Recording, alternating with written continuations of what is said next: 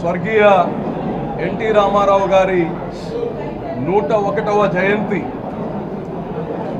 ఒక శతాబ్దం ఒక మనిషి జన్మదినాలు జరుపుకుంటున్నామంటే వాళ్ళు మహానుభావులు, కారణ జన్ములు. ఈ తెలుగు జాతి ఉన్నన్ని సంవత్సరాలు రాబోయే తరాలు కానీ ఎన్టీ రామారావు గారిని గుర్తుపెట్టుకుంటారు. తెలుగు జాతికే గౌరవం తెచ్చిన వ్యక్తి ఎన్టీ రామారావు గారు. సినీ రంగంలోనే కాదు, నిజ జీవితంలో కానీ ఆయన హీరో. పేదల పెన్నిధి, వెనకబడిన తరగతులకి ఈరోజు రాజకీయంగా ముందుకు తీసుకొని రావాలనే ఆకాంక్ష ఈ రోజుకి కానీ తెలుగుదేశం పార్టీ దానిపైన పనిచేస్తూ ఉంది.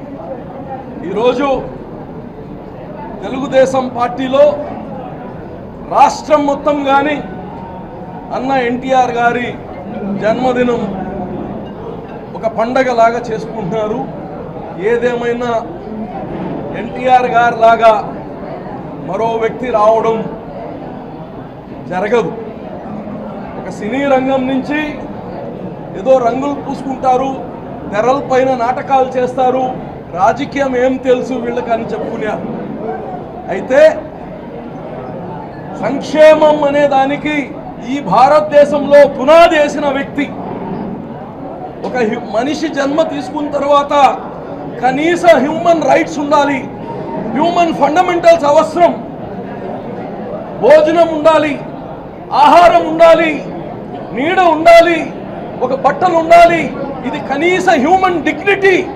దీనికి ముందు ప్రభుత్వాలు గుర్తించాలని చెప్పి తీసుకొని వచ్చిన వ్యక్తి. దాని తర్వాత అభివృద్ధి మీకు తెలియదేం లేదు, అనేక అభివృద్ధి. నమస్కారాలండి. ఈరోజు స్వర్గీయ ఎన్టీ రామారావు గారి 101వ జయంతి.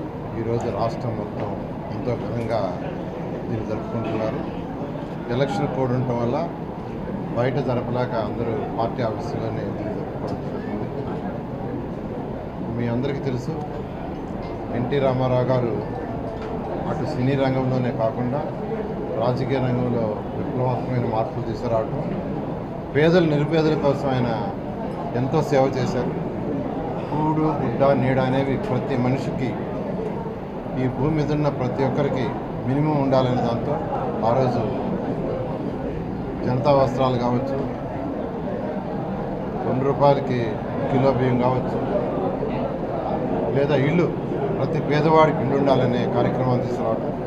ఈరోజు ఆ కార్యక్రమాలు భారతదేశం మొత్తం అన్ని రాష్ట్రాలు ఇంప్లిమెంట్ చేస్తున్నాయి. ఈరోజు భారతదేశంలో అవన్నీ ఇంప్లిమెంట్ చేస్తున్నాయంటే ఆ రోజు ఎన్టీ రామారావు గారు చేసిన విప్లవాత్మకమైన మార్పులే.